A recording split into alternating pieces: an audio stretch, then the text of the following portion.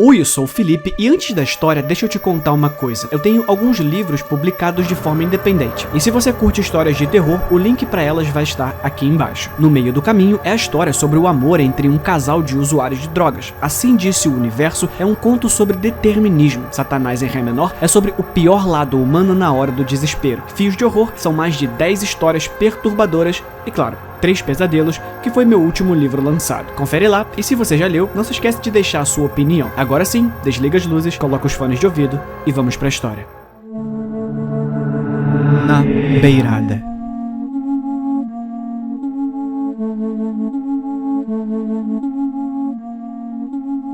Você não quer fazer isso, eu gritei enquanto me inclinava para fora da janela do escritório, mas o homem permaneceu onde estava. No parapeito do prédio, as pontas dos sapatos espiando por cima do concreto. Ele olhou entorpecido para a multidão de espectadores reunidos no chão lá embaixo. Muitos o estavam filmando. Você não entende, ele respondeu com tristeza. Acabou. Ela me deixou. Ele estava perto o suficiente para estar ao meu alcance. Lentamente me aproximei dele, pensando que ele estava muito imerso em sua angústia para me notar. Eu estava errado. Para com isso! Ele gritou e, trêmulo, se afastou de mim. Eu me encolhi. A multidão já havia aumentado em número, muito mais se reuniram para assistir ao fim horrível de um homem devastado. Eu sabia que seria apenas uma questão de tempo até a polícia chegar. Rezei para que fossem acompanhados por um negociador muito mais treinado do que eu. Escuta, cara, eu implorei. Sei que nunca nos conhecemos antes, e eu sou apenas o zelador noturno que foi limpar o seu escritório e viu a janela aberta, mas eu posso dizer pela foto emoldurada na sua mesa que você tem pessoas que ama. Essas 2 meninas são suas filhas? Ele assentiu. Como você acha que elas se sentirão quando você nunca voltar do trabalho? Pronunciei cada palavra num tom calmo e uniforme, embora por dentro estivesse em pânico. Você não acha que fazer isso iria destruir as vidas delas para sempre? O homem começou a chorar. Olha, eu entendo. Continuei, sem tirar os olhos dele. Eu também sou divorciado. É difícil, mas não precisa ser o fim do mundo. Seus filhos ainda precisam de você aqui. Estendi a mão para ele novamente. Dessa vez, ele não recuou. Vamos, eu disse encorajadoramente. Eu não vou deixar você cair. Ele hesitou. Então, lentamente, começou a se aproximar da janela. Fiquei tão absorto no momento que nem ouvi a porta do escritório se abrir. Assim que as pontas dos dedos dele roçaram as minhas, senti alguém colocar a mão no meu ombro e me puxar para longe. Assustado, o homem na beirada perdeu o equilíbrio. Não! Eu gritei. Mas era tarde demais. Ele já havia começado a cair. Seu grito aterrorizado misturou-se com o dos espectadores lá embaixo. Eu nunca vou esquecer o som de carne quando seu corpo bateu no chão. Eu me virei e olhei para um policial. Lágrimas escorreram pelo meu rosto. Por que você fez isso? Eu exigi, minha voz tremendo de tristeza e raiva. Eu tinha pegado ele. Ele balançou a cabeça solenemente. Não, você não tinha pegado. Ontem à noite ele subiu no parapeito de outro prédio e ameaçou pular. Um homem caiu para a morte tentando salvá-lo. Uma inquietante sensação de confusão tomou conta de mim. Eu não entendo. Você não ia puxá-lo de volta para dentro pela janela, respondeu o policial. Ele ia jogar você dela.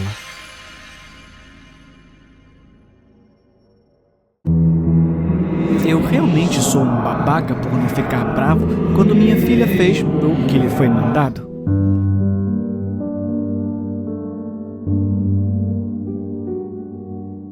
Eu tenho um filho de 12 e uma filha de 5 que nunca se deram bem. Minha esposa e eu tentamos mediar, mas nunca conseguimos. Aquele idiota tá sempre mijando na cama e eu cansei. Minha esposa disse a ele que se ele fizer isso de novo, ela vai surtar e dar um jeito de arrancar esse problema dele. Eu disse o mesmo. Essa noite, eu estava no meu computador e minha filhinha se aproximou e perguntou o que eu estava fazendo. Suas mãos estavam atrás dela. Eu disse a ela que estava procurando presentes para a mamãe dela. Ela me contou que o irmão tinha mijado na cama de novo. Eu fiquei furioso.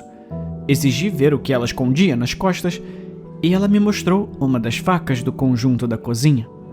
Estava manchada de vermelho. Ué, eu fiz exatamente o que vocês disseram para fazer. Meu bebê. O que eu dei à luz não foi um bebê. Foi um grito de bebê.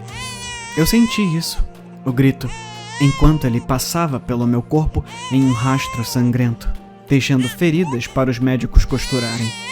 Eu ouvi o grito atingindo o ar e ele continuou gritando por horas depois disso. A parteira me disse que os gritos pararam em apenas alguns minutos. Eles tentaram ressuscitar, ela disse, mas falharam. Ela mentiu. Eu ainda podia ouvir o grito no corredor, me chamando, implorando para não deixar que levassem aquilo para o incinerador. Lembro-me da agonia das dobras das minhas partes íntimas enquanto escapei do hospital com o grito, gritando dentro da mochila. A ligação foi feita para as autoridades em todo o país. Mulher, 37 anos, enfermeira esfaqueada na garganta, fugiu com o bebê morto. Abordagem com o máximo de cautela. Outra mentira. Sim, eu esfaqueei a enfermeira. Isso é verdade. Mas eu não fugi com um bebê morto. Eu fugi com um grito de bebê. O resto do tecido que rodeava o grito, os olhos, o nariz, os lábios, os braços e as pernas, era apenas uma caixa sintética que o hospital ou o governo tinham feito para conter o grito. Meu bebê verdadeiro nasceu diferente de qualquer outro. Nasceu em todo o país, em milhares de locais, e eu fui a única que conseguiu recuperá-lo. Em janeiro, encontrei os olhos do meu bebê em um Walmart.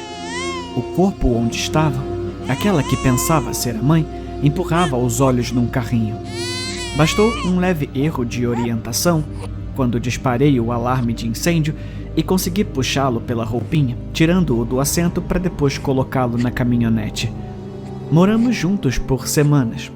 Os meus olhos e os olhos do meu bebê, brilhando verdes dentro daquele corpo de robô. O grito já havia começado a apodrecer a essa altura, então era o momento perfeito. Tirei a pele e cortei o músculo do grito como se fosse um frango assado. Usei o processador de alimentos para misturar e misturar novamente até que o grito, ainda gritando, não passasse de uma pasta vermelha. Eu alimentei o grito do meu bebê nos olhos do meu bebê. Os olhos do meu bebê engoliram o grito, gorgolejando e rindo. Agora, a coisa sintética que carrego comigo na picape está mais viva do que antes. Principalmente, ainda é um autômato, mas pelo menos seu grito e seus olhos são reais. Ontem saímos do estado. Vamos atravessar o país. Chegamos em uma cidadezinha logo após a hora do jantar e já dirigimos por lotes residenciais há horas. O grito do meu bebê é baixo para não chamar a atenção.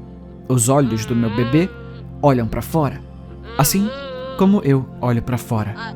Há pouco, vimos a forma de um bebê através da janela de uma casa. E nós dois sabemos que seus lábios são os lábios do meu bebê.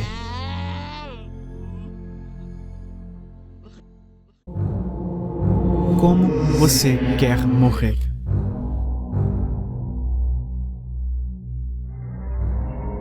Já se passaram 6 dias sem comida, 3 sem água. A poça de sangue secando em meu rosto, tão grosso e rígido. Meu olho esquerdo fechado por um líquido endurecido. Incapaz de me mover, meus braços e pernas esticados. Deitado de bruços. Acorrentado a pontas de metal que foram marteladas ao piso de concreto do porão. O rosto, olhando para mim, era de um homem idoso, anoréxico, completamente nu.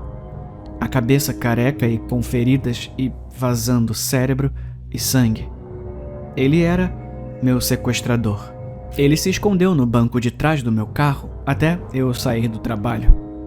Eu o vi assim que a seringa mergulhou em meu pescoço.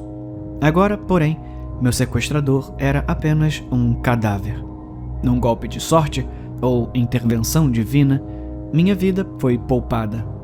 Ele estava descendo lentamente as escadas, brandindo um estilete, olhando através de grandes olhos vermelhos, lágrimas escorrendo pelo seu rosto.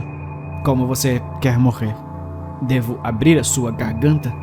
Eu não queria nada mais do que viver para ver a minha mãe e meu pai, meu irmãozinho irritante, puxando desesperadamente minhas restrições, enquanto eu assistia com horror ele descer em minha direção.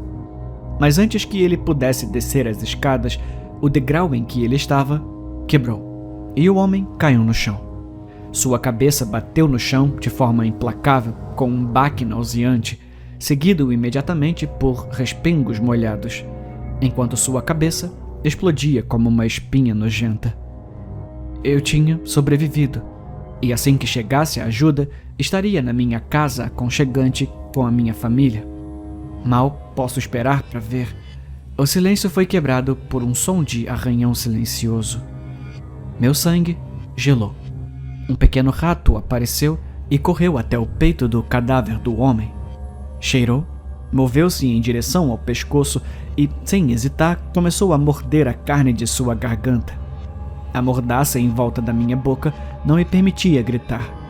Fechei meu outro olho com força e tentei pensar em outra coisa senão o que eu tinha acabado de ver, até que ouvi o barulho de algo arranhando cada vez mais alto. Eu senti algo contra minha perna, rasgando meu jeans enquanto eu desesperadamente tentava afastá-lo. Senti um nas minhas costas. Abri os olhos e, para o meu terror, o homem estava coberto de ratos, devorando-o furiosamente. Eles se empilharam em mim, roendo minhas roupas, frenéticos e determinados. Meus olhos caíram sobre o estilete deitado ao lado do homem. Eu olhei para ele com saudade, desejando o pensamento de enterrar a lâmina no meu pescoço. Qualquer coisa menos isso, pensei, quando eles começaram a devorar o meu rosto. Como você quer morrer? Rápido. Por favor, que seja rápido.